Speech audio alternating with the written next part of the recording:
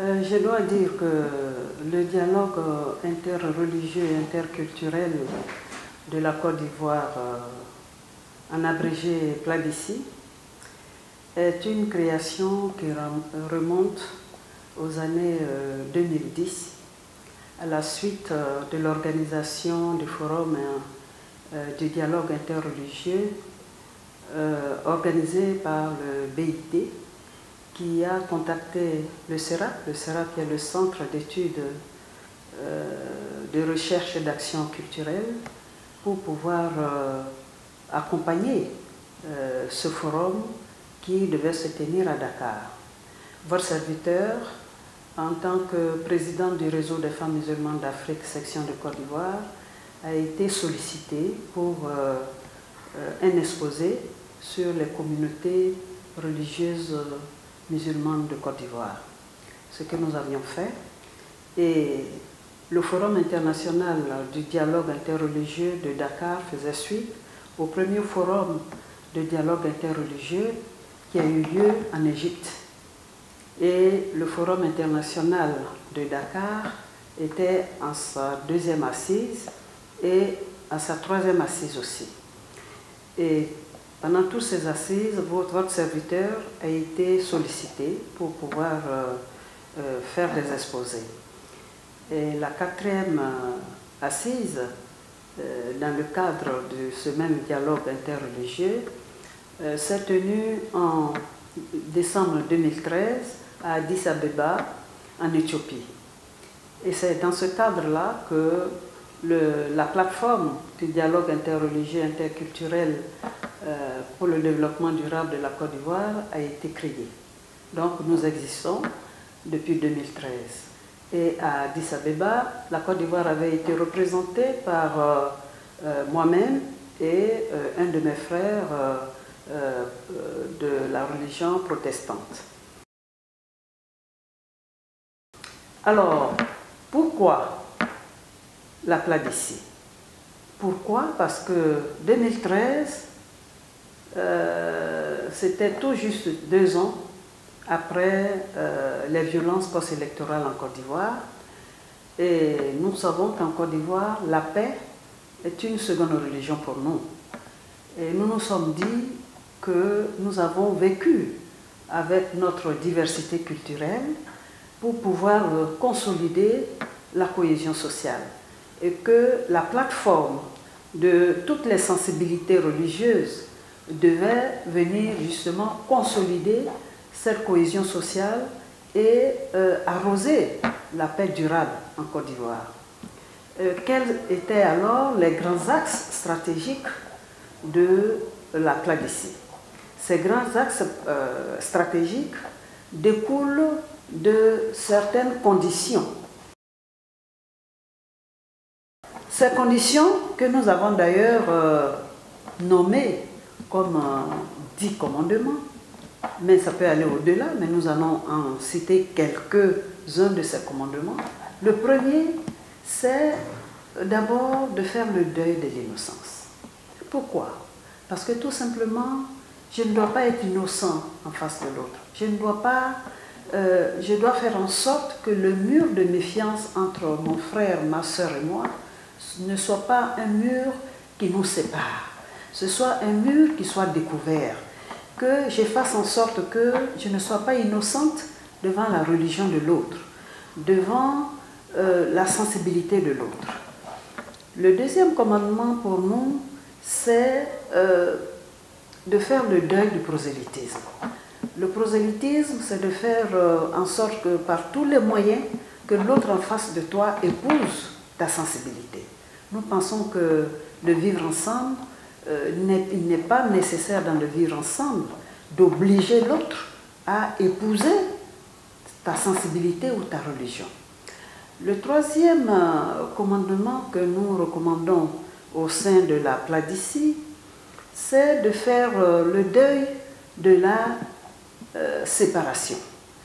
La séparation, ce que nous appelons un peu l'exclusion du tiers, c'est-à-dire faire en sorte de s'entendre avec A et B et exclure D parce que je ne m'entends pas avec D. Non, cela ne fait pas le vivre ensemble et cela ne fait pas la force de la religion. Il faut faire en sorte que ce vivre ensemble à travers la religion puisse nous permettre de communier ensemble avec nos différences et faire en sorte de, je dirais, de recommander les différences. Recommander les différences en faisant en sorte que nous ne soyons pas étrangers ou étrangères à la différence de l'autre. Apprendre à découvrir l'autre et faire en sorte que les similitudes soient mises de côté. Parce que les similitudes, c'est ce qui nous met ensemble, c'est ce qui ne provoque pas de division. Alors que la séparation, ben, écoutez, la séparation, la division doit faire en sorte que des différences soient découvertes en tant que richesse. Et c'est en cela que nous disons que la richesse culturelle est un outil du vivre ensemble. Ensuite, nous recommandons aussi que, outre l'existence des religions, nous devions faire en sorte que les religions traditionnelles s'adaptent avec l'environnement social. Cela est important parce qu'à un moment donné, les générations futures ont besoin de savoir, mais aussi d'avoir un réarmement moral et spirituel. Et en le faisant, nous devions de nous soumettre à la découverte de l'autre. À la découverte de l'autre par le savoir autour de la différence de l'autre. Et c'est ce commandement que nous avons, à travers ces conditions, meublé les différents axes stratégiques de la Pladicie. La Pladicie s'est donnée comme activité principale 6 grands thèmes. Le premier thème, c'est la famille, la société et le développement durable. Voyez-vous, c'est la famille qui est l'essence naturelle de la société. C'est la famille qui est une micro-société qui reste le socle, la base de la société. Partant, nous disons dans la deuxième activité, qui est composée du thème environnement, c'est-à-dire environnement qui prend en compte l'habitat, le mode de vie, le dérèglement climatique, nous pensons que dans l'environnement, il y a effectivement des activités à mener pour pouvoir faire en sorte que nous partagions de façon naturelle la vision commune, l'intérêt commun. La troisième activité, c'est la santé et la protection sociale. Nous pensons qu'à travers la santé et la protection sociale, le dialogue interreligieux et interculturel consolide le développement, je dirais, inclusif et durable, parce que cette santé ne fait pas de différence. Lorsque vous avez un centre de santé, il n'y a pas de différence. La maladie ne choisit pas un individu parce qu'il est de telle obédience. Donc, nous pensons que cette activité peut nous réunir autour d'intérêts communs. Ensuite, nous avons la gestion des conflits. Gestion des conflits et de la cohésion sociale. Je l'ai dit tantôt que la Côte d'Ivoire venait de traverser, dans les années 2011, des moments douloureux. Et le dialogue social, le dialogue interculturel et interreligieux doit être le ciment de la paix. Parce que nous savons que sans paix, il n'y a pas de développement durable. Il faut faire en sorte qu'à travers ce dialogue interreligieux et interculturel, nous désarmons les mains pour armer les cœurs d'amour. Et c'est de cela qu'il s'agit. Lorsque nous parlons effectivement d'activités, nous parlons aussi des moyens qui peuvent permettre à ces activités d'être réalisées. Et c'est ainsi que lorsque nous prenions la gestion des conflits et surtout des crises sociales, nous pensons à mettre en place un système d'alerte précoce. Le système d'alerte précoce, c'est de faire en sorte que nous ayons des veilles communautaires dans nos différentes communautés qui puissent nous alerter sur des dissensions, sur des divisions qui puissent entraîner des conflits. Ce dialogue doit nous permettre de d'enrayer certains conflits latents. Et nous allons aussi vers le mode de vie, vers l'habitat, vers la gestion de l'environnement, pour dire que les syndics, les veilles communautaires aussi peuvent nous permettre d'amorcer ou alors de conduire ces dialogues interreligieux et intercommunautaires. Pourquoi? Parce que lorsque nous prenons un quartier, le quartier, vous avez plusieurs communautés. Et lorsque vous mettez en place un syndic, le syndic n'a pas de couleur religieuse. Le syndic, c'est toutes les populations d'un quartier qui se retrouvent dans le syndic. Et nous disons qu'à travers le syndic, nous aurons à faire des activités, à réaliser des activités en direction des différentes communautés. Et nous allons aussi au-delà de l'activité de santé et protection sociale pour voir des activités menées ensemble entre les différentes communautés. C'est vrai que l'État a déjà fait un grand pas dans la laïcité en créant des centres de santé qui sont, je dirais, utilisés par toutes les communautés. Mais en parlant de projets communautaires dans le cadre de la santé, nous allons mettre en place les différentes communautés qui vont gérer ensemble des projets. Et je crois que ce sont ces gestions communautaires qui vont nous permettre de conduire ce dialogue interreligieux et interculturel pour pouvoir consolider le vivre ensemble communautaire et surtout le vivre ensemble.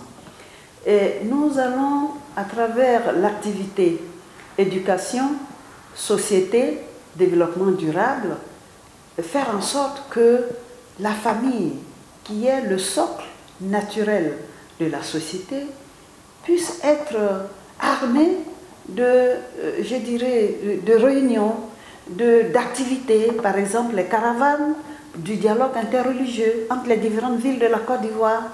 Et à travers ces caravanes, nous allons faire en sorte que des responsables religieux se tiennent la main, qui fassent la caravane ensemble, qui lancent des discours d'union ensemble, qui fassent ensemble que les populations sachent que lorsque les responsables religieux se mettent ensemble, lorsque les chefs religieux se mettent ensemble, alors ils ne peuvent que consolider la paix.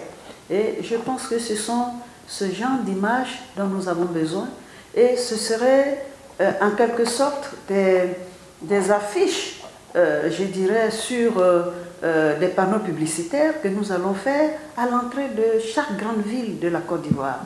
Vous voyez, la Côte d'Ivoire se trouve dans une année d'élection électorale. 2015, c'est une année d'élection, et nous voulons, à travers le plan d'action que nous avons mis en place sur 2015-2016, consolider les activités que je viens de vous citer, de telle sorte que 2015 doit être une activité de longue haleine, de mise en place de la paix, de caravane de la paix à travers toutes les villes de la Côte d'Ivoire, et surtout des actions que nous devions poser ensemble en tant que religieux, en tant qu'athées même, parce que le mouvement fait appel aux religions traditionnelles aussi, parce que le royaume des cieux, nous partageons le même royaume des cieux, que vous soyez athée, que vous soyez animiste, que vous soyez bossoniste en Côte d'Ivoire. Donc c'est tous ensemble que nous allions construire une paix durable pour la Côte d'Ivoire. Et je dois, pour terminer, remercier très sincèrement le Bureau international du travail qui a fait de son cheval de bataille ce dialogue interreligieux qui, depuis bientôt 4 ans, a organisé ce dialogue interreligieux en termes de séminaire international dans 4 pays du continent, tels que l'Égypte, le Sénégal, l'Éthiopie, et 2 fois d'ailleurs le Sénégal. Et à notre modeste place de coordonnatrice de ce dialogue interreligieux, interculturel pour le développement durable de la Côte d'Ivoire, nous voulons que la prochaine réunion internationale se tienne en Côte d'Ivoire. Et pourquoi pas en Côte d'Ivoire? Parce que nous pensons que la Côte d'Ivoire, dans la sous-région, a la capacité d'entretenir cette plateforme sous-régionale qui part au-delà de nos pays et qui puisse être une plateforme sous-régionale dans le cadre de la CEDEAO ou dans le cadre des pays de l'entente. Et nous lançons encore un appel à tous ces organisateurs, le Bureau international du travail, le CERAP, c'est-à-dire le Centre d'études de recherche d'action pour la paix, pour pouvoir nous appuyer dans cette démarche qui fera de la Côte d'Ivoire le 5e pays qui va organiser ce dialogue interreligieux et interculturel en Afrique. Et nous pensons que la Côte d'Ivoire est bien outillée pour recevoir cette 5e conférence internationale qui va regrouper les pays qui ont accepté de voir ce dialogue interreligieux se réaliser. Je vais citer des pays comme l'Allemagne, comme le Vatican, comme le Sénégal, comme l'Éthiopie, comme l'Égypte et comme tous les pays de la CEDEAO.